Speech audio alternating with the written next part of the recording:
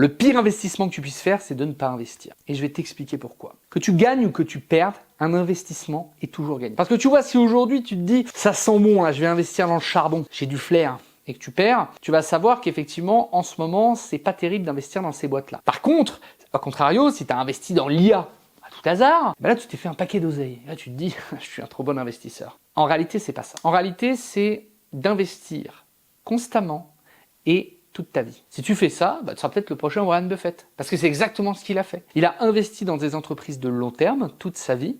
Et aujourd'hui, le PDG d'une entreprise où il a investi gagne souvent moins que lui en dividendes. Parce que il a investi tout le temps, tout au long de sa vie. Et ne pensez pas qu'il est parti avec des centaines de millions. Il est parti avec que dalle. D'accord? Et d'ailleurs, il est devenu milliardaire tard dans sa vie. Alors, il est devenu milliardaire, donc déjà c'est un exploit, mais il est devenu milliardaire tard, il n'est pas devenu milliardaire à 30 ans en revendant une boîte. Non, non, il a investi toute sa vie. Et par conséquent, la pire chose que tu puisses faire, c'est faire un premier investissement, perdre un peu d'argent et dire « je n'investirai plus jamais toute ma vie, ce n'est pas fait pour moi, je vais tout perdre ». Si tu investis sur le très long terme, tu ne perdras pas d'argent. Et de toute façon, les gens qui me disent « oui, mais si le S&P 500 s'écroule et que Internet est down », ton problème, ça ne sera pas tes investissements perdants à ce moment-là.